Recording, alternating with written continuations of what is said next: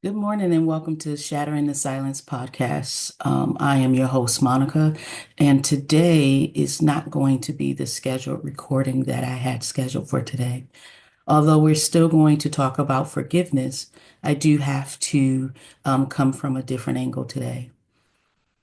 I had like I said, I had a different episode planned today where we were going to talk about forgiveness, what it is, what it isn't, and actually discuss what looks like a process towards forgiveness as it deals with trauma survivors. However, sometimes God interrupts our plans so that He can bring forth His truth, so He can reveal something that may be in you that you probably didn't realize was in you. So that is what happened today. As I was preparing the episode for this week, I don't just get on and just start speaking. It's a lot that goes into, creating and producing an episode. I always research, I read, I sometimes would even reach out to other trauma survivors, to see how, I should go about an episode, or I have to research some articles on Facebook, on YouTube, sorry, on the internet. Sorry, I am a bit off today because really my entire um, plan was changed today. I don't even have my usual notes that I have planned before me. So this is going to be a little different. I like to say, I'm shooting from the hip in a sense. I have some things written down, but not everything because this recently came to me a couple of days ago and I have been dealing with it for the past couple of days. So while I was preparing and I was meditating and I was going over the episode and how I was going to present it, one of the things that I do is sometimes I will record myself. And when I record myself, I listen to the audio over and over again just to see how it sounds, if I'm going to change anything, or if I need to add anything to see if it flows. And so while I was listening and while I was preparing, um, something happened within me. Something happened. I immediately had to stop. And in my spirit, I heard, "Do you want to be made well?" And those of you that's in the faith-based community, you know that is a sentence, a question, if you will, that Jesus asked a man who was seeking healing. And so I'm going to read that passage of scripture for you. This is not going to be a Bible study. And in fact, once I finish this, we're going to be done. It's going to probably be one of the shortest episodes that I do, but it may be one of the most impactful as well. So I'm going to read to you from John chapter 5, verses 2 through 9.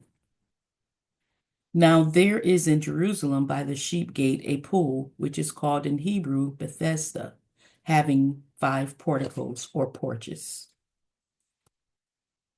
In these lay a multitude of those who were sick, blind, lame, and paralyzed, waiting for the moving of the waters.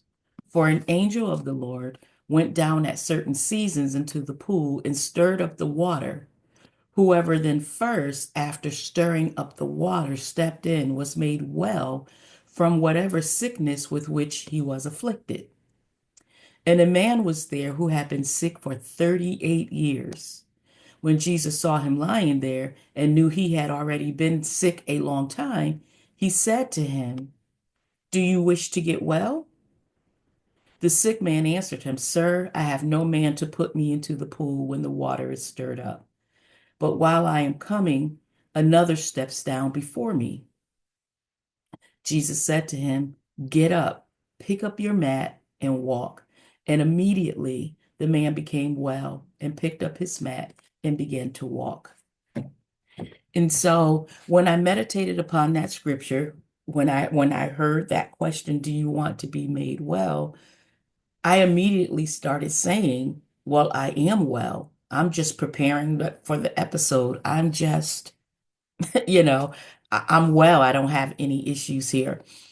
And so I began to see pictures of people, images in my mind of people who maybe I told. the adult that was in my life at the time that I told who told me that it didn't happen. I started thinking about people that should have protected me because I didn't go into this part of the story yet. But there were things that happened after that that some people walked in on, but they didn't stop. They didn't stop what was taking place. And I haven't released that yet. I haven't been led to release that, but you never know what's going to happen in this season. I'm not against sharing it. I just want to make sure that I'm producing the best content and the most impactful content. Again, it's not really the details of the story that's important, but it's what's going on within you as a result of trauma that's important and how you can get towards those steps to freedom. And so, as I began to think about the people, the one who should have stopped it, the one who should have believed me, the one when I tried to share and they pretty much ignored me, um, those people were coming to mind. And again, I heard, well, do you want to be made well? And so I had to think about it. And it was really a somber time for me because had someone come up to me and said, Monica, have you forgiven everyone? Have you forgiven people? I would have immediately just thought of the abuser and I would have said, yes, I've forgiven. But after this time, this moment, I realized that I'd not forgiven everyone. And it really kind of shook me, if I'm being totally honest and transparent with you. It really kind of shook me. It shook me because the childhood sexual abuse happened some time ago, like a long time ago. But I can relate to this man. If you understand and you heard what I read, the man had been sick for 38 years. 38 years he had that illness. And so even though the trauma happened some time ago, it's like God, it's like Father began to show me all of this time, and you were not totally healed, although the impact of the trauma doesn't really affect you like it once did. You are still holding on. There are some areas that you haven't really released. You have not yet forgiven some of these people. And so when Jesus asked the man, do you want to be made well? Instead of saying yes, the man began to give him excuses. He began to say, well, every time I try, someone steps before me. I haven't had anyone to help me get into the water. Because again, if you read it, and they say this part was added, but it's okay. When you read it, though, the passage that I read, it says that the angels would stir the water, and anytime the water was stirred, the first one to jump in would be healed from all of their ailments, from whether they were blind, lame, wounded, paralyzed.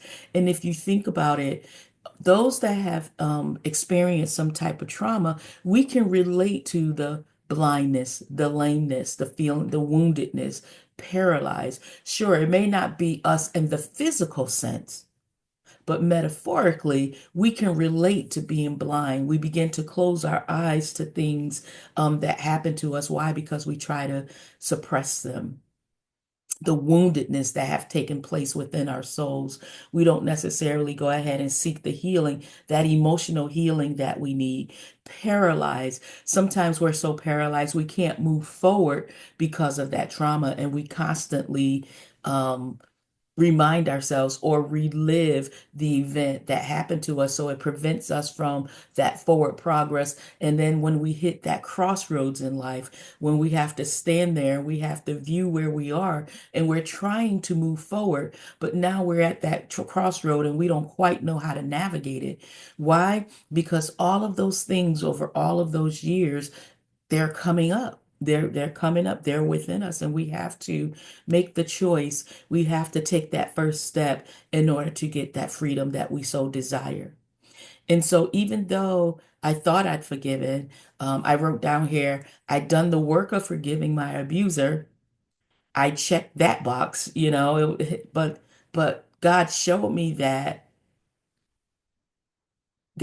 something I probably didn't really want to see, and that was that though I'd forgiven my abuser, what about the other people that had some kind of impact on me? Like I said, the one that I told who told me it didn't really happen, and therefore um, I was continually around this person. Again, those that I told who didn't necessarily do anything, who didn't believe me, who didn't comfort me, didn't provide that protection. Um, but like I said, I just didn't realize that I did not forgive them. Now, there are some who have passed on, but you know that with forgiveness, even though the person may have passed on, they may no longer be here, there's still a process you have to go through to forgive. Because forgiveness is not about them, anyways. It's about you, it's about releasing. And so, true forgiveness. It's not just about forgiving the obvious person who hurt you. It's about all of it, all of them. I'm reading my journal entry. Every person who failed you, every person who should have been there but wasn't, every person who chose silence over action. You know, I almost didn't record today. I was going to put up a message that said, "See you next week." But you know, that's not the type of podcast nor the person that I want to be.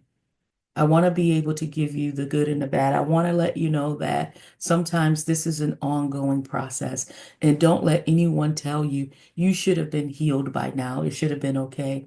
And although I'm walking in healing, don't misunderstand what I'm saying. There may be times when something comes to you and you realize, oh, I didn't remember that part. Or like me, I didn't forgive those people. And so when I wasn't going to record today, because I wanted to continue to process what I was hearing because it was a bit impactful. Because again, like I said, had someone asked me just even 5 days ago, I would have said that I'd forgiven everyone.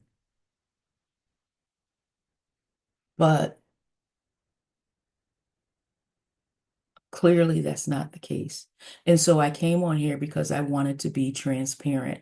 I wanted to let you know that there's yet another step that even I had to do to forgive. Now, this has been a couple of days that this has happened, and I had time to meditate and process, and I have extended the forgiveness of these people. I'm no longer holding anything against them that I didn't even realize I was holding against them. But that's not the point. The point is not that you didn't realize, it's when it comes to you, what action are you going to take to make sure you release them from anything that you feel that they owe you? And so I decided to record because I want to ask you the same thing.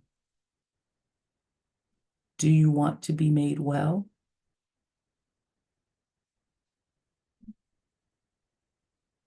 Think about that. And if you want to be made well, are you willing to take the steps towards healing that you know that you need? Or are you going to be like the man who found every excuse? Oh, there wasn't somebody that was there. Someone always steps before me. Well, the water is being stirred now, and it is your time. Do you want to be made well? Now, again, this isn't the episode I plan to give. It's shorter, but it's rawer. It's more raw. It's more real. It's more relevant. It's authentic. Sometimes that's exactly what we need. That rawness, the relevance, the authenticity. We don't need anybody to sugarcoat anything.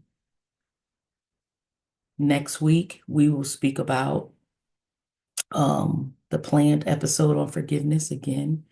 We're going to talk about what forgiveness is and what it isn't, and what it means in the life of the abuser, and also the process to forgiveness. But today, I just wanted to share this truth that God laid on my heart. Complete healing requires complete forgiveness, not just forgiveness of the obvious, but of everyone who played a part in our pain. Again, I'm Monica, and thank you for shattering the silence with me today.